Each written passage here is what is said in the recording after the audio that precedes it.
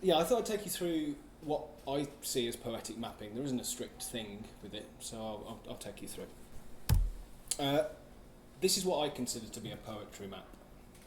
It's a mini commission for writers and scribes, a South London-based community interest company, a CIC, that is focused on using art as a tool for social change. It was commissioned for their Ujama project, Ujama being a Swahili word meaning extended family or brotherhood. It indicates that a person can only become a person through the community. The subject of the piece was the National Trust property 575 Wandsworth Road. If you haven't gone, go, it's phenomenal. And it was completed around this time last year. The map is called You Are the Fresh Breeze, and I hope that it acts as a tribute to Hedembi Asalache, who is the writer and poet who lived at the property until his death in 2006. Including a visit to the property, the research, reading, planning and drawing of the piece took around 6 months. For me then, a poetry map, remind me later.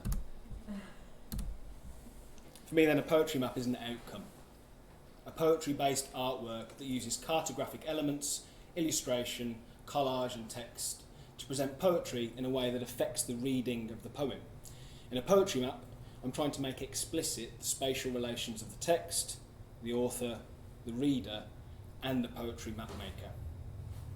In some respects, it follows on from a tradition of concrete poetry, concerned with the effects of topography, of letters and words and where they're put on the page, as much as it's concerned with the content of the language itself. In You Are the Fresh Breeze, oh sorry, I do apologise, there's a few more there. There you go, this is another example of concrete poetry. And another one there. Yeah, in You Are the Fresh Breeze, the spatial relations that I wished to convey were clear to me from the first visit to 575 Wandsworth Road. Hedembi had spent 20 years living in his property from 1986, dealing with a damp problem in his basement room. Initially, he covered the damp walls in pine offcuts, then for no strict purpose, worked the wood by carving tens of thousands of motifs and patterns into the wood, in a process I'd describe as a physical diary. Being invited to look around the house by writers and scribes and its custodians, the National Trust, I was humbled by the dedication and constancy imbued in his art. Each day, he would leave the space between those beautiful walls to walk the streets of London and travel to his job at the Treasury. I can't second guess Hedembi's thinking on the matter, but there was something in the idea that this man, who had moved from his home in Western Kenya to London in 1960, had literally carved out a space for himself and his family, a home amongst streets built upon wealth taken from territories that included his Kenyan homeland. I was moved in his house as a result of this beauty, but also as a result of that poetic tension, the embodied juxtaposition of his house and those external streets. I think it's clear then why I chose to draw a plan of his house surrounded by the street maps of London. As you can see as well, there are poetic phrases that form parts of the map. And I knew that as a white man born in the UK and therefore having benefited from this captured wealth, I should minimise my personal voice within the work. There was no point in supplanting Hedembi's own poetry where it spoke to the nature of place and community, Ujama and resistance. His single poetry book, Sunset in Naivasha, published in 1973, was difficult to come by, and so I came to the British Library to find it.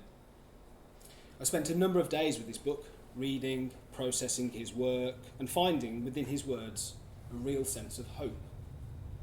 He seemed concerned with manifesting change through personal action and reflection.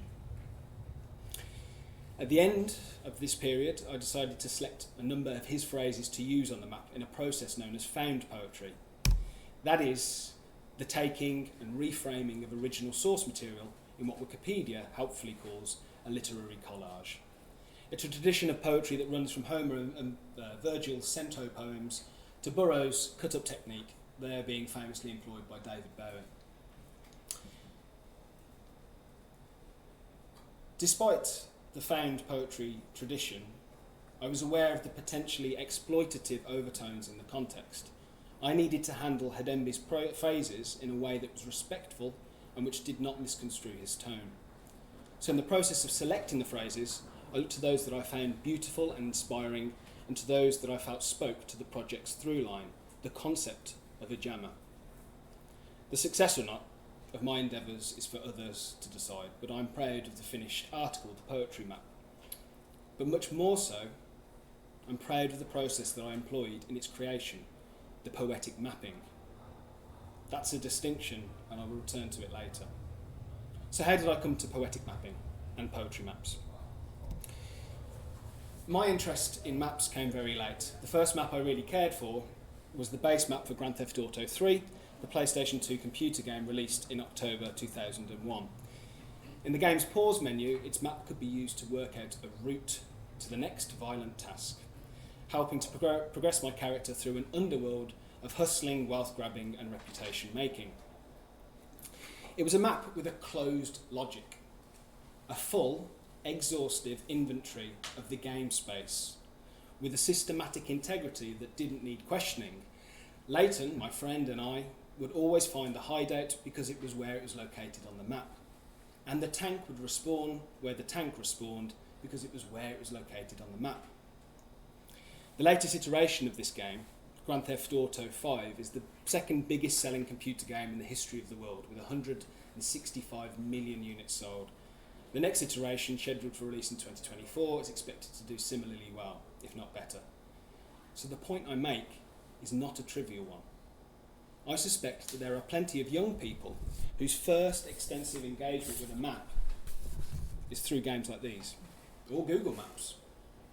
For those young people, they come to what they believe is a perfect synthesis of map and game world, or map and the real world in the case of Google Maps.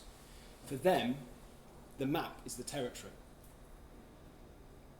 But of course, the map is not the territory. It's never a full inventory of physical space in the real world. It's only ever a representation. And I'd never really examined this until I began my freelancing career as a writer and an artist. It was during a residency in 2019 when I was preparing for a walking workshop that I came across John Ogilvy's 17th century strip maps. These maps were route maps that followed a road or a track, listing the landmarks, the place names, and the intersecting roads that could be found between the road's beginning and end. They looked and worked a little bit like a stationary sat-nav. Clearly they mapped space, they were sensible, and they shared a navigational function with other traditional maps, but they were different. They had inaccuracies of distance, odd subjective asides, and ultimately they didn't look like the maps I'd been exposed to in geography lessons. They suggested that there were other ways to go about mapping, and that my conception of what a map is or was needed to be expanded. So from that workshop, I was interested in getting a sense of how this form could be used artistically. I created a blank strip map template there on the left, and I asked participants to record the surroundings as they saw fit, taking notes, drawing landmarks, and representing what could be sensed. It was interesting works and the responses were mixed. But was it mapping? With the seed of an idea, I applied to the Arts Council to undertake a funded scheme called Developing Your Creative Practice. I would look into the potential of strip maps to house poetry, and I would use the map archives here at the British Library to support their creation. I was accepted onto the scheme, and the project ballooned. Soon I was looking at the relationship between maps and poetry. Poetry, then, is open about its creative process, how its construction and reconstruction involves both the reader and the writer, and how the poem as an object draws attention to the processes of that rereading. But a map is far less open about its qualitative, creative decisions.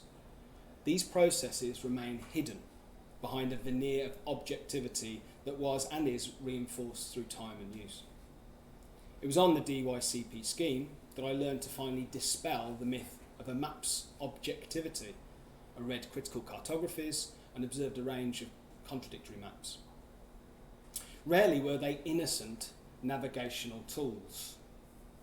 They were often, and mostly, symbolic documents directed by power relations and functions and filled with creative choices of the people that made them. And I can distill that idea into a single map that I came across early on in the research journey. This is a map of the South Atlantic island of Tristan da Cunha. And I want to draw particular attention to this name here. For those of you that can't quite see, it's a place that's called the ridge where the goat jump off. When was this name chosen? How was it chosen? Did the event after which it is named happen once, yearly, never again? Does it need to keep happening for the name to be valid? For me, this epitomised the finding of my research. If such a time-specific, potentially accidental choice of place name could be coalesced into an objective map, then I was certain I could call my own pieces maps. Maps with the subjective choice of a creator directed to a purpose. So what was my purpose in making maps? I began imitating a variety of maps to explore their potential as representations of space and their effect on the poetic content. I started mimicking strip maps, like the ones you saw earlier, John Ogilvy's. Sometimes I incorporated Little Red Riding Hood as well. I also made what I would call a class as sort of found poetry maps. These are maps that already exist, sort of OS maps, that's replicating an OS map of where I live. And I would just pick out aspects on that map text, and then I would try and weave a poem between it. There's another example, it's just a map of Cornwall, like a cheap tourist map, and I just sort of play around with that. Another one there. And there's also this form I've sort of started to group together as called adventure maps. They're non-linear, and the route chosen is up to the reader really to decide. That's another one of Wizard of Oz. And that was a commission from Neon, actually, the magazine I work for. It's an editorial map. So within that cityscape, which is sort of based upon that 1920s New Yorky type cityscape, there are a number of phrases from the actual poems and stories that we had in that particular issue of Neon magazine. And if you follow it, it can actually end up being the contents page as well. But yeah, so these are adventure maps as an example. And of course, Hedembi Asalache one, which is I would class as an adventure map, should we say. So with those ideas forming, I started to apply for commissions and opportunities where I can employ it. I received the Hedembi Asalache commission, and as I outlined at the start of the talk, I think I was relatively successful in that process. Next, I applied to and received a fellowship at the Eccles Centre, here at the British Library. The focus of this research would be the early North Atlantic maps of Sea Captain James Cook and the cartographic practices of the First Nations peoples living within the same geographical location. I thought that in comparing these approaches to mapping, I would be able to artistically represent my recent revelation, expose the objective veneer of a map, and reveal the subjectivity of any representation of space.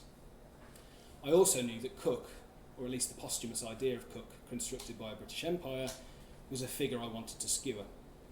I wanted to dispel his heroic status as a mere outcome of his being a part of a system of imperial power.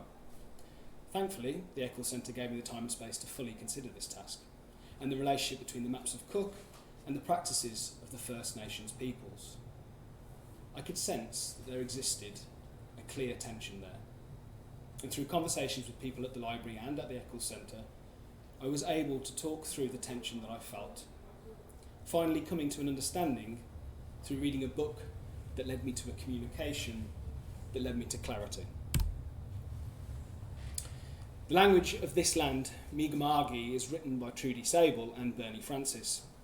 It explores how the Mi'kmaq language of the Mi'kmaq people was interwoven with the physical landscape. It explained how their language is verb-dominated, and in the sense, denies the nature of things as objects. Instead, things are only ongoing processes subject to the continuation of the performance of that process. It's a wonderful and inspiring book, and it moved me to reach out to Trudy. I thought there was scope for some sort of cultural exchange to happen around the idea of re-examining and critiquing the maps of the area. She responded and has been ever since kind, reflective and open with me in our communications. She reached out to a Mi'kmaq artist with whom she worked closely while stating something that made the tension within the collections apparent. She wrote in an email, "You might consider looking at maps from the point of view of your own ancestors and the landscapes they lived within. Just a thought." It was a fair and true point, and it made me consider whether I was going about this research in a manner that I could be proud of. Well, with a preconceived outcome directed to critiquing Cook, I didn't think I was. I was seeking to use the First Nations collections for a pre-existing purpose. Such instrumentality is the opposite of how to approach the knowledge of First Nations peoples, or indeed any collection of knowledge. Yet in starting this research, I was repeating the very process that I wished to use to critique Cook. I was approaching this North Atlantic landscape, its peoples and cultures, with a particular lens and outcome in mind. The Eccles Centre gave me the opportunity to make these reflections, to write about them, and now outline those tensions in this forum. I continue to talk to Trudy and have spoken to her about her inclusion in this talk. We are building a relationship that may produce something, or it may not. It is better that the process develops naturally and that we sit together with these tensions and are open about them. I could do no better than her own words.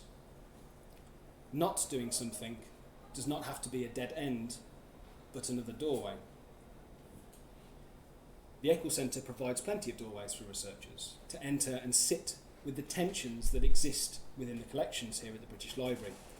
In doing so, it goes some way to making visible within a public forum a consideration upon the structural processes and framing that exists here at the British Library.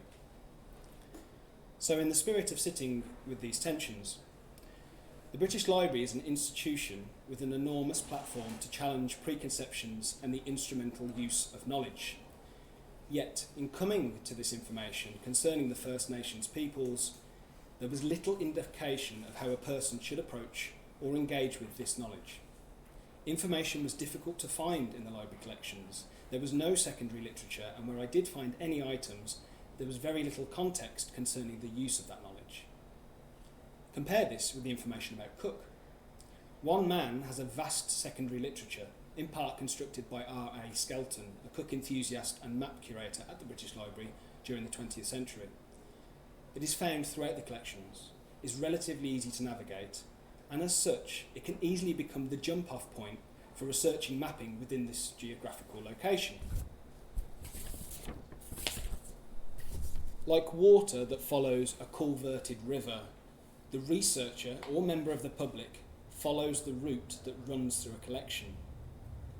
What I've come to learn through Trudy's comments and her books is that physical things are nothing if they are not true to the processes that brought them into creation and which continue their existence. A series of my maps would be nothing if they were not created through a process of poetic mapping. And implicit within that is knowing when to map and when not to map. The same issue exists for a library. It must be true to the processes that it states are the reason for its ongoing existence.